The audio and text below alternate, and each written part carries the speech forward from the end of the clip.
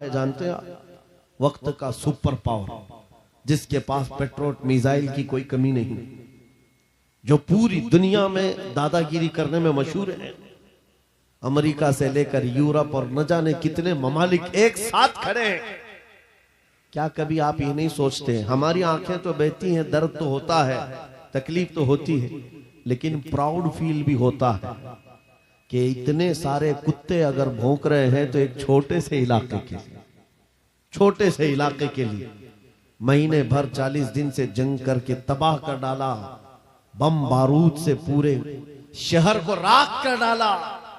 लेकिन मेरे अजीजों, मेरी इस गुफ्तगू को याद रखना, चंद दिन आएंगे फिर देखना आप उन्हीं गज्जा के बच्चों के हाथों में परचम इस्लाम लहराता हुआ देखेंगे, और उन जालिमों के आंखों से आंखें मिलाकर बात करने वाले जवानों को पूरी दुनिया आलोचना कर रही है, तनकीद कर रही है, ये बच्चों के कातिल हैं। एक नुक्ते की बात अर्ज कर रहा हूं, हॉस्पिटल पर बम गिरा देते हैं। आपको पता है फिलिस्तीन में अभी तकरीबन 8000 बच्चे मारे गए, जिनकी उम्र 6 महीने, साल भर, 2 साल, 4 साल, 5 साल। बच्चों को कोई भी निजाम से ताल्लुक रखने वाला हो, रहम की नजर से देखता, किसी भी धर्म वाला हो, लेकिन ये जालिम क्यों बच्चों को मार रहे हैं पता है? वजह सिर्फ ये है, वो खौफ सता रहा है जो इकबाल ने 100 साल पहले कहा था, सुना है कुदसियों से मैंने कि वो शेर फिर होशियार होगा। इकबाल ने कहा था, सुना है कुदसियों से मैंने कि वो शेर फिर होशियार होगा। कौन सा शेर? निकल करके सहरा से जिसने उलट दिया था तख्ते रोमा को। क्या बात है, वाह वाह वाह। वो शेर फिर होशियार होगा। ये इजराइली वही काम कर रहे हैं जो इनके बाप दादा फिरौनी ताकत किया करते थे। फिरौन को नुजूमियों ने बताया था कि एक बच्चा पैदा होगा जो तेरी सल्तनत को हिलाक कर देगा, और इस खौफ से उसने 1 साल के अंदर 12,000 बच्चों को कत्ल कर डाला था। नुजूमियों ने बताया था फिरौन के ख्वाब की ताबीर में 12,000 बच्चों को कत्ल कर डाला, लेकिन जो बच्चा इसकी सल्तनत को हिलाक करने वाला था वो मूसा अलैहिस्सलाम थे। पैदा भी हुए हैं और फिरौन के घर में ही अल्लाह ने उनको पाला।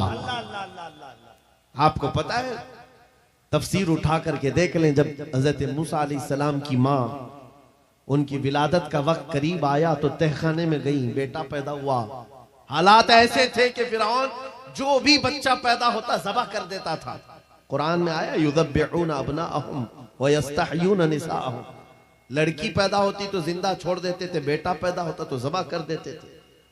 अब मूसा अलैहिस्सलाम जब पैदा हुए तो क्या किया? खुदा की तकदीर और उसकी हिकमत के फैसले आपको मैं बता रहा हूं, तफसीर से ताल्लुक रखने वाली बात। अल्लाह ताला ने मूसा अलैहिस्सलाम की माँ के दिल में ये बात डाला कि एक लकड़ी के संदूक में इनको रख करके दरिया में बहा दो। और रबतना अला कुलूब, अल्लाह ताला फरमाता है कि हमने उनके दिल को बांध दिया, मजबूत किया। किसको? हजरत मूसा की माँ को। उन्होंने एक संदूक में मूसा अलैहिस्सलाम को रखा और दरिया में बहा दिया। मूसा अलैहिस्सलाम की बड़ी बहन बहते हुए संदूक का पीछा करते हुए जा रही थी, देख रही थी कहां गया है संदूक। सीधे फिरौन के बागीचे के किनारे जाकर लग गए। फिरौन की औलाद नहीं थी, फिरौन की बीवी वो बागीचे में टहलने आई थी, देखा एक संदूक आकर लगा है, गुलाब जैसा हसीन बच्चा है, उठा लिया, प्यार किया और लेकर के आई। फिरौन से कहने लगी कि हम इसको अपना बेटा क्यों ना बना ले। पहले फिरौन तो डरा कि कहीं वो मेरी सल्तनत को हिलाक करने वाला बच्चा ये तो नहीं है। बीवी ने कहा, कैसी बात करते हो, ये तो दरिया से बह कर के आया है, तुम्हें पता नहीं मौला कहां से बहाकर तुम्हारी हिलाकत को लाए। तुम्हारी हिलाकत कहां से आएगी तुम्हें अंदाजा भी नहीं है। सुनो मेरी बात को। फिरौन ने बीवी की बात मान ली। मूसा अलैहिस्सलाम की परवरिश फिरौन के घर में हो रही है, फिरौन के घर में, और वो भी किस शान से। मूसा अलैहिस्सलाम पैदाइशी बच्चे हैं, दूध पिलाने की बात आई तो किसी दाया का दूध आप पकड़ते नहीं। मूसा अलैहिस्सलाम की बहन भी वहां खड़ी सब देख रही थी। फिरौन की बीवी से कहा, मैं एक दाया को जानती हूं जिसका दूध हर बच्चा पकड़ लेता है। कहा बुला लाओ, हम शाही खजाने से उसे इनाम भी देंगे। वो गई और अपनी माँ को ले आई, अपनी माँ को ले आई। मूसा अलैहिस्सलाम अपनी माँ के गोद में गए, जैसे ही सीने से लगाया दूध पीने लग गए।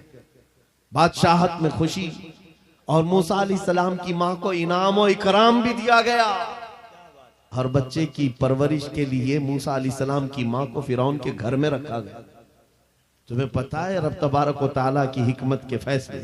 वमकरू वमकरल्लाह वल्लाहु खैरुल माकिरीन। मेरा रब फरमाता है काफिर मंसूबा बनाते हैं और अल्लाह खुफिया तदबीर करता है, और रब की खुफिया तदबीर गालिब आती है। मूसा अलैहिस्सलाम जवान हुए फिरौन के घर में, फिरौन के घर में जवान हुए। उसके बाद फिर आपने जब अपनी नबूवत के बाद दावत हक पेश की तो फिरौन जानी दुश्मन हुआ। उसके बाद जो हालात हुए आपको पता है। फिरौन मूसा अलैहिस्सलाम को मारने के लिए पूरी फौज लेकर पीछे निकला। मूसा अलैहिस्सलाम समंदर में चल करके आगे गए, रास्ते आपके लिए खुल गए। फिरौन भी उसी रास्ते पर आया। अल्लाह फरमाता है कि हमने समंदरों को मिला दिया, गर्क कर दिया फिरौन को। एक छोटी सी तारीख में आपको बता रहा हूं, 12,000 बच्चों का कत्ल किया इस डर से कि मुझे हिलाक करने वाला बच्चा ना पैदा हो। लेकिन जो बच्चा तेरी सल्तनत को हिलाक करने वाला था वो तेरी नाक के नीचे परवरिश पा रहा था। आज इन जालिमों ने गद्दा के हजारों बच्चों को सिर्फ इसलिए मारा है कि ये बड़े होकर के मुजाहिद ना बन जाए, ये बड़े होकर के हमें आंख दिखाने वाले ना बन जाए। और बाज़ाब्ता स्टेटमेंट में ये कहते भी हैं इन बच्चों को कत्ल करने से हमें कोई खौफ नहीं, कोई आपत्ति नहीं है, कोई तकलीफ नहीं है, इसलिए कि बड़े होकर के ये हमें आंख दिखाने वाले बनेंगे। ये डर तुम्हारा बता रहा है। कई हजार बच्चों को भी तुम कत्ल कर लो, लेकिन तुम अल्लाह की उस हिकमत से गाफिल हो। जालिमो, वो अनकरीब पैदा होगा जिसको दुनिया सलाहुद्दीन कहती है, वो अनकरीब होगा।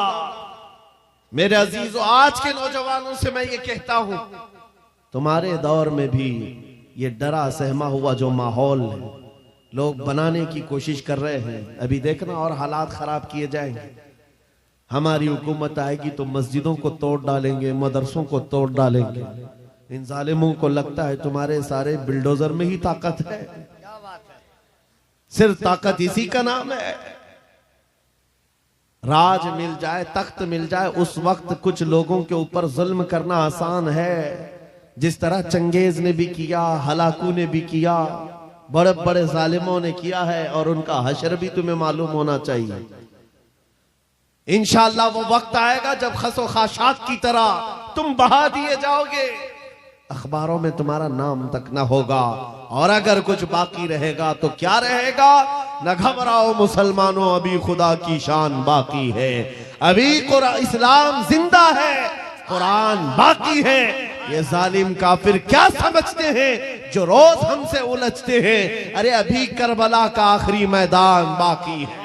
नारे तकबीर, नारे रिसालत, मुहाफिज़े नामूसे रिसालत, मसलके आला हजरत। नौजवानों, इस यकीन के साथ और ईमान के साथ अपनी जिंदगी को आगे बढ़ाओ। खुदारा मैं तुमसे कहता हूं, अगले दिनों के बाद जब तुम्हारे इम्तिहान का वक्त आएगा, हर उस्ताद अपने बच्चे को इम्तिहान की तैयारी करा रहा होता है। बेटा सवालात ऐसे आएंगे, टाइम इतना होगा, स्क्वाड भी होंगे, चेक करने वाले एग्जाम हॉल में बार बार आएंगे, तुम्हें देखेंगे। उस वक्त तुम खौफ से अपने हाथ में कपकपी नहीं पैदा करना, दिल को जमाना और अपना इम्तिहान मुकम्मल करना। यह हर उस्ताद अपने बच्चों को तरकीन करता रहता है। अजीज़ान गिरामी वक़ार, इस मिंबरे नूर से मैं आपको इस बात की तलकीन करके जाता हूं, इम्तिहान की घड़ी अनकरीब आने वाली है, आपके साथ भी। और जो इम्तिहान तुम्हारा होगा वो इस्तिकामत का इम्तिहान होगा, तुम्हारे ईमान पर जमे रहने का, तुम्हारे डटे रहने का इम्तिहान होगा। देखना बहुत सारे पार्टी बदल लेंगे, बहुत सारे मसलहतों के पर्दों में छुप जाएंगे, बहुत सारे लोग किसी की धोती में पना ले रहे होंगे, कोई किसी की साड़ी में पना ले रहा होगा, लेकिन जो आशिक़ मुस्तफा है वो बढ़ चढ़ करके ये ऐलान कर रहा होगा अपना सब कुछ गुंबद खजरा कल भी था और मेरे नबी से मेरा रिश्ता कल भी था। और बस इस बात के साथ तुम्हें जमे रहना है, यकीन के साथ, एतमाद के साथ। अज़ीज़ान गिराम वक़ात, कौन सी ऐसी ताकत है, कौन सी ऐसी कुव्वत है जिसने इस्लाम को खत्म किया या खत्म करने की ताकत रखती है? अल्लाह करीम जल्ल शानुहु खुद कुरान पाक में फरमाता है, युरीदूना लियुत्फिउ नूरल्लाहि बिअफ़वाहिहिम व यअबल्लाहु इल्ला अन युतिम्मा नूरह। अल्लाह फरमाता है ये जालिम अपने मुंह के फूंकों से इस्लाम के चिराग को बुझाना चाहते हैं और अल्लाह तबारक व तआला इस चिराग को मुकम्मल करके रहेगा। दीन इस्लाम, अभी आप सुन रहे थे, इस्लाम था, इस्लाम है, इसके साथ कुछ नहीं होना है, आपका इम्तिहान होना है। हमारे मरने के बाद अल्लाह ताला इस दीन की हिफाजत के लिए औरों को पैदा करेगा। वो कादिर मुतलक चाहे तो सख्त जानी दुश्मनों से भी ईमान वाले पैदा कर सकता है। हाँ, ये बात याद रखिए आप। ततारी जिन्होंने बगदाद को हिलाक करके रखा था, रब तबारक व तआला ने उन्हीं के सीनों में ईमान की दौलत दी और वो मुहाफिज़े इस्लाम बन गए। हमारे दौर में भी जितने आतंक मचा रहे हैं, कल इनके बच्चे ये नारा लगाएंगे, इस्लाम था, इस्लाम है, इस्लाम रहेगा। हाँ, जितने आतंकवादी हैं सब नारा लगाएंगे इंशाअल्लाह। आप इंतजार करें इस बात का, लेकिन तुम अपने इम्तिहान में जमे रहो, डटे रहो। अगर तुमने नबी पाक सल्लल्लाहु अलैहि वसल्लम के इस दीन के साथ, इस शरीयत के साथ नाइंसाफी की, तो कल मेरे आका को क्या जवाब दोगे? कल मैदान क़यामत में तुम्हें खड़े होना है, हुजूर पाक सल्लल्लाहु तआला अलैहि वसल्लम की बारगाह में जवाब देना है। अगर मेरे आका ने पूछ लिया कि जिस वक्त मेरी शरीयत पर हमले हो रहे थे, जिस वक्त मेरे दीन को कुत्ते नोचने की कोशिश कर रहे थे, ऐ नौजवान बता तू मेरी सुन्नतों के साथ कितना अमल कर रहा था? तुम क्या जवाब दोगे? आका, मैं आपकी दाढ़ियां निकाल करके गटर नालियों में फेंकता था, मैं यहूदियों और ईसाइयों के तरीकों पर चलता था। क्या तुम नबी पाक को यह जवाब दोगे? आका, रात भर में गाने सुन करके सोता था, सुबह फजर की नमाज कज़ा करता था, ये जवाब दोगे? क्या जवाब दोगे? आपके पास अगर जवाब नहीं देने की ताकत है तो आज ही बदल डालो, जिंदगी बदल डालो, आज इनकलाब ले आओ। देखना, मैं अक्सर ये बातें कहता हूं ना, मैं चाकू छुरी की बात करता हूं, ये तो शायर लोग तलवार उठाने की भी बात करते हैं। हाँ, ये कहते भी हैं समझौता नहीं होगा, तलवार उठ जाएगी। मैं तो तलवार की भी बात नहीं करता। अरे प्लास्टिक का ब्लेड भी रख लो तो कल को हमको आतंकवादी घोषित कर दे। बम, बारूद, बंदूक, किसी चीज की बात नहीं करता, सिर्फ इतनी बात करता हूं, नबी पाक के इश्क में मलबूस होकर तुम सिर्फ रास्तों में चलते फिरते रहोगे, तुम्हारी चलत फिरत से कई कीड़े यूं ही मर जाएंगे। हक है, वाह वाह, बहुत खूब। हुजूर पाक की सुन्नतों में वो दम है, वो असर है, तुम्हारी चलत फिरत से कई कीड़े फना हो जाए। बात सिर्फ इतनी है, दीवार क्या गिरी मेरे खस्ता मकान की, लोगों ने आने जाने का रास्ता बना लिया। होता यही है, कोई पुराना घर गिर जाए ना, लोग इधर से उधर आने का रास्ता बना लेते हैं।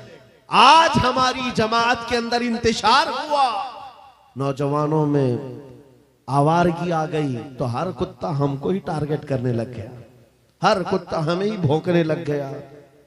मेरे अजीजों, शिद्दत से आज उस सलाहुद्दीन अय्यूबी की बात याद आती है। क्या आपको पता है, उनका दौर ऐसा है कि यहूदी माएँ, ईसाई माएँ अपने बच्चों को थपकियां देकर सुलाती थी, कहती बेटा सो जा, नहीं तो सलाहुद्दीन आ जाएगा। हालांकि जुल्म से कोई तख्त नहीं बिछाया था, सुन्नते मुस्तफा का रौब ऐसा कायम था, हुजूर के इश्क का रौब कायम था, जिसकी वजह से पूरी दुनिया में उनकी तूती बोलती थी। आज करोड़ों की तादाद में है, करोड़ों की तादाद में जालिम हमें आंख दिखा रहे हैं। हमारे बच्चों का कत्ले आम, हमारी औरतों की इज्जतें नीलाम, हमारी गर्दनों पर राज, और बगैर किसी खौफ के शायर इस्लाम पर भौंकना आज की आदत सी बन गई। नौजवानों, तुम्हारे अंदर अगर जमीर बेदार है, गैरत मौजूद है, तो अपने आप को बदल डालो। जवाब देने का एक वक्त आएगा, इंशाअल्लाह वक्त आएगा जवाब देने का। लेकिन पहले मैं आपसे सिर्फ इतनी इल्तिमास करता हूं कि अपने आप को बदल लो। कल को हमारे पास फख्र होगा, फख्र के साथ किसी मैदान में उतरेंगे, वो तुम्हारे होलियों को ऊपर से नीचे देखते रहे और पूछते रहे ये कौन सी मखलूक है, ये कहां से आई हुई जमात है, तो हम सीना तान करके कहेंगे ये मोहम्मद अरबी के शेरों की जमात है। वक्त है। आज क्या हम दिखाएं लोगों को? गुटखा खाने वाले लोग दिखाएंगे। अल्लाह अकबर, अल्लाह अकबर। हम नौजवानों को बालियां पहने हुए, हाथों में चूड़ियां पहने हुए, चोटियां डाले हुए, जीन्स फटी हुई, अल्लाह अल्लाह, और बालों में दाढ़ियों में डिजाइन किए हुए ये नौजवान ला करके हम खड़ा करेंगे। मेरे अजीजों, दुनिया के ऊपर अगर हैबत तारी होती है तो सिर्फ आशिकाने मुस्तफा से होती, हुजूर के गुलामों से होती है। आज से 3 साल पहले पैरों से माजूर एक खादिम हुसैन ललकारता था, है हक है। वाह व्हील वाह। चेयर पर बैठ करके ललकारता था। अरे सफेद दाढ़ी हो चुकी, उम्र काफी है, सफेद दाढ़ी, पैरों में माजूरी, लेकिन पूरी दुनिया में ऐसी हैबत तारी कि यूरोप की जमीन भी हिलती नजर आए। हॉलैंड की पार्लियामेंट में बाज़ाब्ता उनको लेकर कहा जाए ये आदमी मोस्ट डेंजरस है, बहुत ज्यादा डेंजर है। हम सोचते हैं ये तो पैरों से माजूर सफेद दाढ़ी वाला व्हील चेयर पर बैठा हुआ तुम्हारे लिए कैसे डेंजर हो गया? तुम्हारे पास तो बहुत बड़े बड़े मिसाइल, एटम बम है, सब कुछ है। पता ये चला कि रब तबारक व तआला जो हैबत डालता है वो आशिक मुस्तफा की हैबत डालता है। हक है। नबी पाक की सुन्नतों पर आमिल। या रसूल अल्लाह, या रसूल अल्लाह।